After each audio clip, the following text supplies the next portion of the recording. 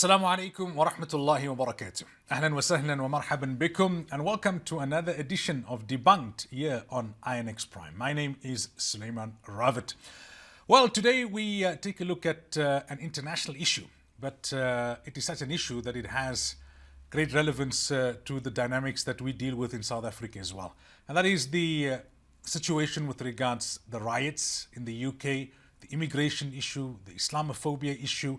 And we have similar challenges in South Africa when it comes to immigration, when it comes to sentiments of others and foreigners, all these loaded terms coming and occupying our space, as is sometimes argued even by politicians.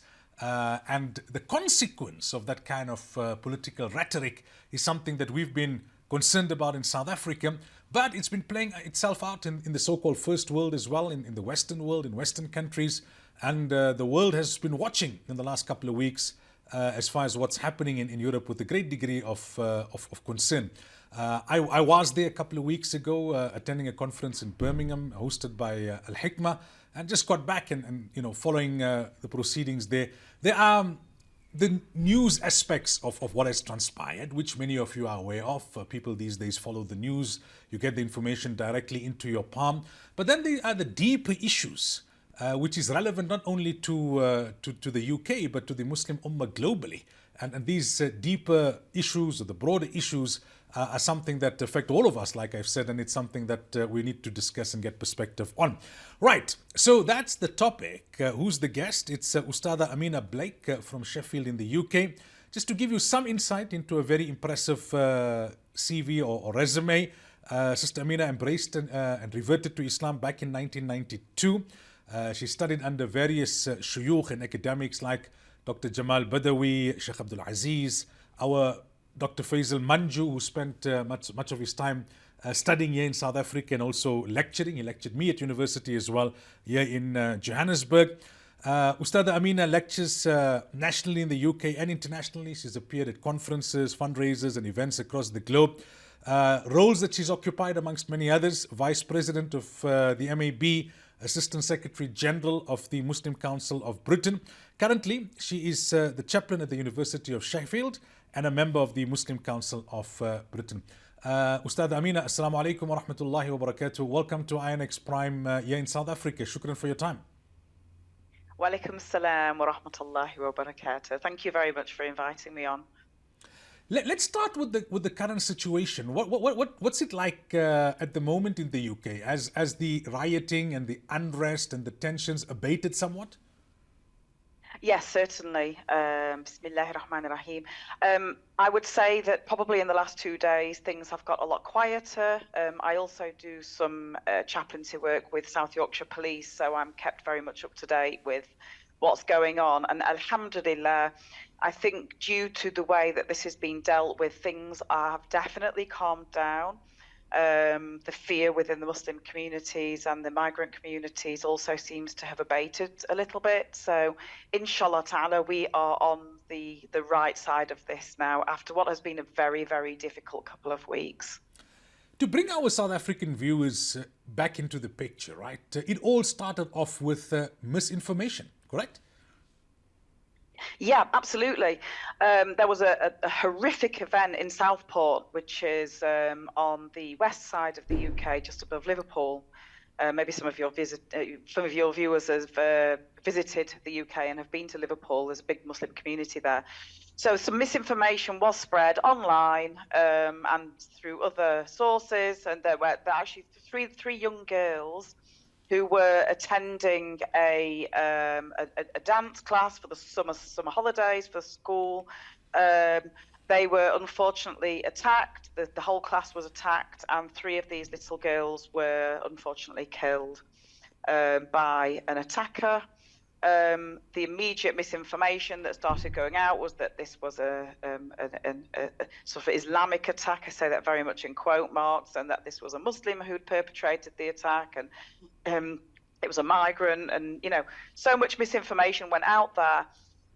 And then, of course, the right-wing provocateurs immediately jumped onto that as an excuse to start spreading toxic speech, Lies, hatred, yet again, as is their default. That's what they do. But unfortunately, because of the atmosphere and the very natural protection that people feel towards these poor families and these poor little girls who've been attacked by somebody who incidentally was not a Muslim, who was a Christian and wasn't a migrant either. He'd been brought up in the United Kingdom. Of course, on the back of that, they started the EDL, the English Defence League, very ironic name for somebody a group that definitely do not stand for anything that is anything to do with British values as far as I'm concerned.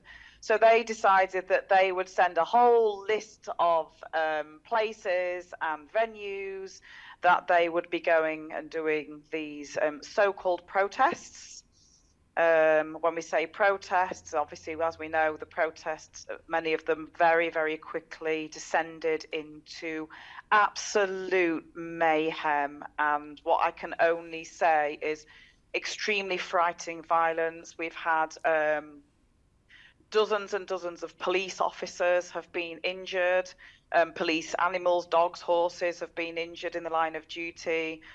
They tried to. I live in Sheffield, and maybe your viewers will have heard about the incident in Rotherham, which is literally right next to the city where I live. They tried to set fire to a hotel which was filled with vulnerable migrants. And on the back of that, of course, there's been a lot of fear in the community, and it's been a very, very, very difficult and traumatic time, I think, for so many different communities. Has there been any effort to trace the source of the misinformation, to see whether it was just random or whether it was orchestrated, whether this all happened by design? Yeah, I mean, obviously, I'm not privy to, sort of censored information from the police, but I do know that the police have been doing a lot of investigating, looking at, and mostly online sources, I think, that have been the instigators of what's been happening. Of course, but as we know, again, dozens of people have already been taken to court, and a great deal of them have been imprisoned as well due to their actions. But of course, it's very important and imperative that we get to the root of who has perpetrated this, who has instigated this. Because, of course, these type of riots, they don't come out of thin air. They don't come out of fresh air. They have to come from somewhere. And usually, these come from some kind of words, whether it's the spoken word or the written word. And that's what is being investigated right now. The police and the government have acted very, very quickly. In fact, I think we've all been quite surprised at how swiftly there have been actions. And of course, as you know, we've got a new Labour government who've literally just been voted in a few weeks ago. So a bit of a baptism of fire, excuse my pun, for them, facing this so early in their office as well. Now, the targets and the victims, were they primarily Muslim, or were there many non-Muslim migrants and immigrants? Because I see some on social media complaining that there seemed to have been a reluctance from the media in the UK as well as from the Starmer government to call this Islamophobia. Yeah. So there have been, I guess, two main channels for the action or reaction, whatever you'd like to term it as. One of the main channels, of course, and one of the main targets have been mosques, Muslim communities, anything that is perceived to be Muslim. So, of course, when we look at Islamophobia itself, it's not necessarily only Muslims that are targeted, because when you look at this type of ignorant behavior, anyone who is perceived to be Muslim in some way, so that could be a Sikh person who is wearing a turban, but people perceive that as, okay, well, that person is not white and they look kind of foreign, so therefore they must be Muslim. And this is, again, one of the massive ignorant things that goes on in society. The other group of people that have been targeted, of course, is the migrant community, which, as we know, is a very diverse community. You have Christians, you have Muslims, you have all types of different people from across the world who are put into that class. But they have also been targeted as well. So we definitely have a combination of race and Islam. I wouldn't say that other faiths particularly have been targeted in this. It certainly is very erring on Islamophobic. What's your assessment of the overall response of the Starmer government? Like you've mentioned that they were hardly in office for a couple of weeks when this happened. Yeah, I mean, it's very interesting to look at the history of Keir Starmer himself, because when there were riots back in 2011, Keir Starmer was the one who was dealing with that as the, in the sort of justice area. So it's not something that is new to him. The response that we've seen in, both on a sort of national and local level has been a very strong policing response, which of course has served to calm and give communities a little bit more confidence. But there have also been very swift prosecutions for those who've been caught perpetrating. I mean, across the United Kingdom, we have very robust CCTV systems in all the cities. So it's, I suppose, been a lot easier for the justice system to be able to trace and pick up individuals. But interestingly, which is something which is quite new and I think very positive, the people who have been the armchair rioters, the ones who have sat at home, they've been instigating violence, sitting in their armchairs, through social media, through Instagram responses and posts and TikTok posts, they have also been targeted for the criminal justice system. And we're seeing them in court as well now, which is fantastic. Now, I think that there are some problems as well. There is the question, of course, that's being raised about the root causes of the riots. Are those being addressed by the government? And currently, the answer is no. Now, that's not to say that that won't be done at a later date. I can't speak on behalf of the government. I'm not a part of the government. However, I think the root causes of the riots, if they are, and the unrest, if those are not addressed, then we're simply putting a lid on an already simmering pot, which will then happen again in the future. So I think it's extremely important for the government to consider that in the bigger picture, that it's not just a case of slapping the wrists and sending to prison the people who have been the perpetrators and the instigators of this. It's also about addressing those root causes as well. No, indeed. And I want to get to those root causes in a bit. But just before that, I mean, what then would your assessment be of how the Muslim community leadership dealt with this? We've heard some really amazing stories of imams in mosques being firm, obviously, when it comes to the issue of security, but at the same time using it as an opportunity to show that, Muslims are also humans, calling people in for a meal, trying to give them da'wah, trying to make them understand that we are not these aliens that we are sometimes projected to be. Yeah, subhanallah. This is an absolute blessing and opportunity for the du'at amongst us, because it's opening conversations, and we know that there's a lot of negative undercurrent that causes Islamophobia, misunderstandings, for example, about the Rasulullah sallallahu alaihi wasallam and his marriage to Aisha radiallahu anha at such a young age. Misunderstandings about what Sharia is, misunderstandings about the hijab and the position of women in Islam. And because so much negative and incorrect information is out there being spread essentially by people who know nothing about Islam but are doing it in order to create problems divisions between non-Muslim and Muslim communities. This is an absolute opportunity for us to give da'wah, to listen to people's concerns about Islam, to as your program is called, to debunk any of the misconceptions that people who might have never met a Muslim and making their judgments based on media misrepresentation of Islam and Muslims.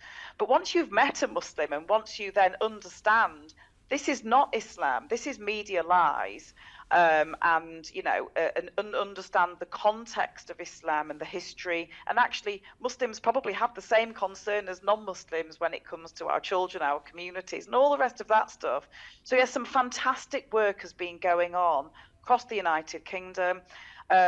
With the police, community leaders. I was involved speaking at an event last Thursday on the back of the riots, which it also involved the mayor of South Yorkshire, which is a regional mayor. It was women getting together of all different faiths and nationalities and backgrounds to talk about racism, to talk about Islamophobia, and to talk about hope and how we can change things in the future in all our communities. So this is what leaders across the United Kingdom have been doing, including the MCB and other big umbrella organisations. But what is really amazing is that we're seeing this on ground roots now, at grassroots. We're seeing those conversations and those relationships are beginning to take place. One of my very good friends, Imam Adam Kelwick, who has been, very, very much on the media and the news from Liverpool. He's been doing some work directly with some of the protesters, and we can see that as people get that education, and of course, Islam is all about iqra. It's about reading, it's about education, it's about knowing one another. Allah subhanahu wa ta'ala tells us in the Quran very clearly that he made us into qaba'ila, the tribes, so we can know one another. So this is the root of our da'wah here, to do this as Muslim leaders and not just leave it to the authorities and the police to do a job that actually we should be doing, and we should have been doing all the way along, and creating bridges between different communities. And now, on the back of what is, has been a very difficult and negative situation, we can see that that is beginning to happen, and people's mindsets are changing. Because, we look at the racists and we look at the rioters in a very inherently negative way. But let's have a look back at the Sahaba, radiallahu anhum. Many of them were Islamophobes. Many of them were rioters. Many of them were oppressors. And then they find out the truth about Islam when Allah subhanahu wa ta'ala gives them al-haq. He gives them this guidance. And then they became the best of Muslims. So we can't write people off just because they haven't had the correct information. What do you think could have played a part in terms of the motivation? There has been some speculation that the UK was one of those countries that was in the forefront of rallies and protest marches for Palestine, right, since October 7th. Also, we've seen Muslim communities rally behind independent candidates and fairly successfully in your recent elections, punishing the likes of Labour at the polls. Could these issues like this have been contributing factors? It's very, very difficult to put a finger on exactly what one or two factors may or may not be. Obviously, on the back of the genocide in Gaza, we can see that there has been a lot of very positive actions by British Muslims and non-Muslims and Jewish community as well to make sure that there are lots of protests against that. We've had sit-ins and camps at university sites, etc., as well. But we've also got, there's also the history, and we can't ignore the fact that over the last sort of 14 or 15 years in the United Kingdom, we've had a government which are inherently Islamophobic at their core. We had a Prime Minister, Boris Johnson, who made very derogatory comments about Muslim women who wear niqab as being like letterboxes, and very Islamophobic behaviour even within the Conservative Party, which has been very thinly veiled and has been shared on the media as being something positive. And that, of course, emboldens and empowers people who might be that way inclined in the first place. They might already be a little bit racist and a little bit scared of Muslims and Islam. But when we look at Islamophobia across the West, we can see problems of Islamophobia going right back to the before the colonial times, where of course so many countries, Muslim countries, were colonized, and then we of course have got the Orientalists and their narratives and speech and negativity about Rasulullah sallallahu alaihi wasallam and Islam being barbaric, back to Shakespearean times and back to the Crusades. So Islamophobia is not a new thing. It is something that has been around for 1,000 years or so. So it's very important to remember and understand the reason why some people think in the West the way they do, and they're against religion in general, against Islam. There are a lot of historical contributory factors that make them think the way they do, and they don't even realize that they're thinking that way because of that history, because they don't know that history, because it's very much a societal mindset which has been normalized. So I think you touch on a very key root issue, right? Let me ask you this. Has the tragic events of the last couple of weeks had a bit of a sobering effect? What are you picking up in terms of the narrative in the media? We know that there's the rise of right-wing politics throughout the Western world, and you've got your Nigel Farages and the likes. But is the citizenry in the UK now, for the first time after these events, starting to say, hold on, there's a problem here. We've got to relook how we view and perceive Muslims. We've got to relook how we approach this issue of immigration. There was a lot of rhetoric around it going back, as you say, 10, 15 years during Brexit, etc. I suppose the online commentary, social media is a little bit more reckless, perhaps, fluid. You've got Elon Musk in there. You've got Andrew Tate saying you must try and understand the perspective of those who feel that their space has been encroached on. But overall, are you sensing that there's some sort of realization dawning now? I think on some levels there is realization dawning. The thing is, you're always going to have the people who are already the converted, and so already the people who are anti-racism and anti-Islamophobia, and they're the ones who are very easy to access. They're the ones who are already having those conversations and have been having those conversations. But what's very, very important on the back of all this, and I think that there is starting to be a realization, is that we need to be having conversations between communities who wouldn't normally speak to each other, who wouldn't normally have that narrative. We have binaries of different communities within the United Kingdom. So you might have a community that is a very white, working class community, maybe living in council estate, quite impoverished. That life is hard for them at the moment. We're going through the cost of living crisis in the United Kingdom as well. So they're having a very hard time of it as well at the moment. And when they're listening to certain media outlets and sources, there are different newspapers that are incredibly racist newspapers, that people in these communities have a tendency, even historically, to access that type of media. They are only getting a very one-sided view. And I think it's the same time sometimes in our communities as Muslims. There is a lot of discontent and discomfort about mixing with those other communities, because they're also seen as other, and are we going to be corrupted? Are we going to be are we going to be too westernized? And so I think there are problems in all the different areas, and I think one of the very positive things is to look at now we have second, third, fourth generation Muslim communities who've been born and brought up in the United Kingdom. They've been through the schooling system here and understand the way that those other communities think and why they think in that way. So it's a case of us working through, but this is going to be a change that takes a long time. It's not something that we can knee-jerk, flick a switch and undo 1,000 years of essentially Islamophobia and racism and othering that has gone on. This is something that we have to pick away at, we have to work at slowly. But, we know from psychology that the best change is the change that happens slowly and that is embedded. And I've been Muslim now, alhamdulillah, for sort of 32 years.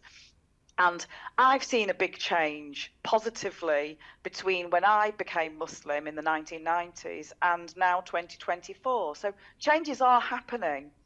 But I think sometimes human beings, we tend to err on the side of negativity rather than erring on the side of positivity. And I think one of the biggest things to think about in our communities as well is one of the teachings from the Quran, where Allah subhanahu wa ta'ala, in that same ayah that I quoted earlier, he says, وَلَا تَفَرَّقُوا, and do not be divided amongst yourselves. Sometimes our communities are so busy arguing about whether to hold the hands here, here, here, or have the beard this, or this, that we're forgetting the bigger picture and we're dividing amongst ourselves. How can we expect Allah subhanahu wa ta'ala to make us united with other communities and do our da'wah efficiently and well, like the Rasulullah sallallahu alayhi wasallam, if we're not even following that basic thing within our own communities? So in terms of the way forward, right, from the Muslim community perspective, you've touched on some key areas, the aspect of da'wah. I suppose you were alluding to intensifying interfaith initiatives. It's quite established in the UK, but perhaps upscaling it and intensifying it. What would you suggest in terms of the Muslim community in the UK and in other parts of the world where we all face a similar kind of situation to some level or the other in terms of political engagement with the governments of the day? How do you deal with the right-wing rhetoric? How do you deal with the reforms? You know, each country would have its own party of that nature and its own politicians of that ilk.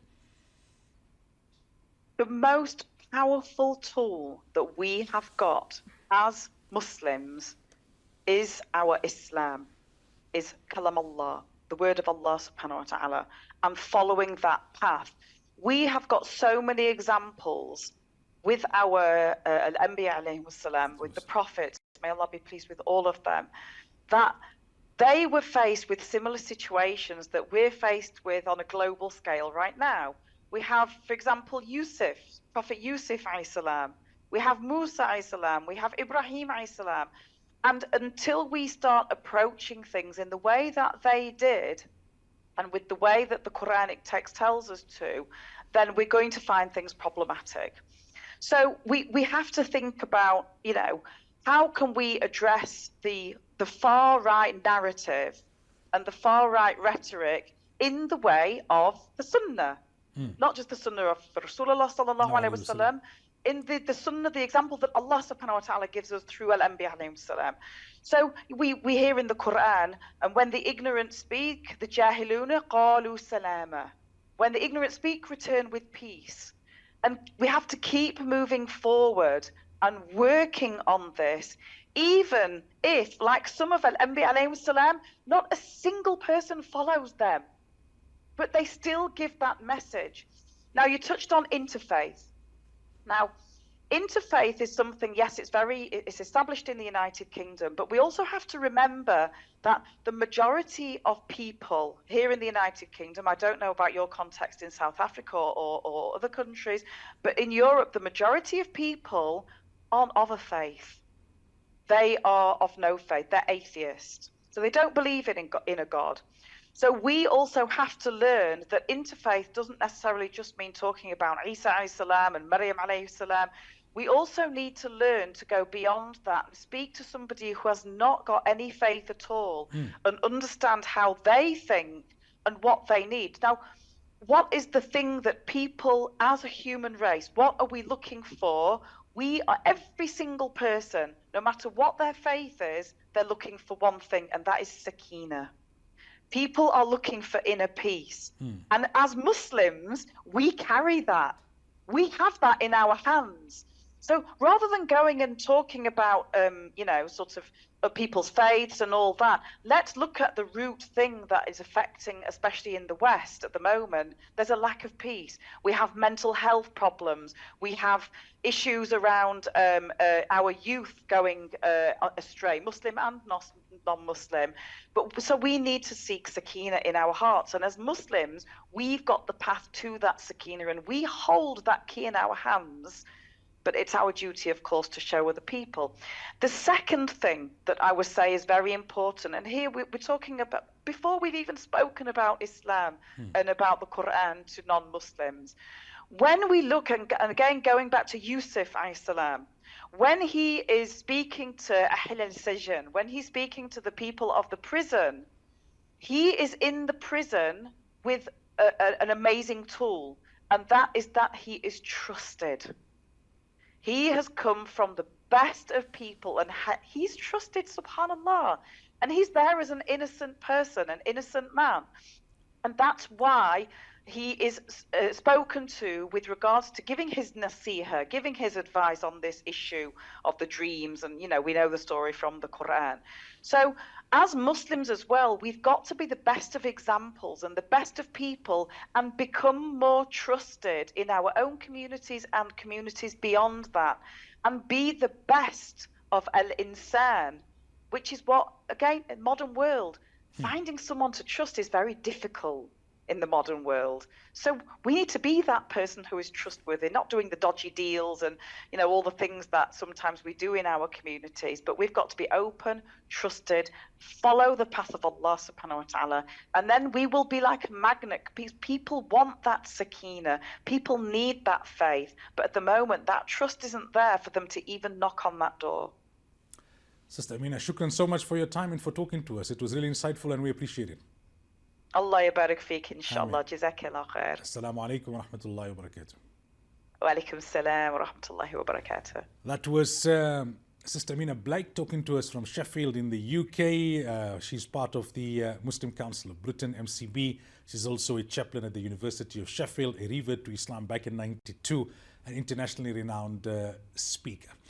Yeah, I think some real important points that she mentioned there towards the end, which are very pertinent for us here in South Africa as well, in terms of how to engage other communities and how to rise against this othering and this negativity around people who have come from outside of these man-made borders a little later than we have. That's what it is really. Until next week, inshallah. في امان الله. السلام عليكم ورحمة الله وبركاته.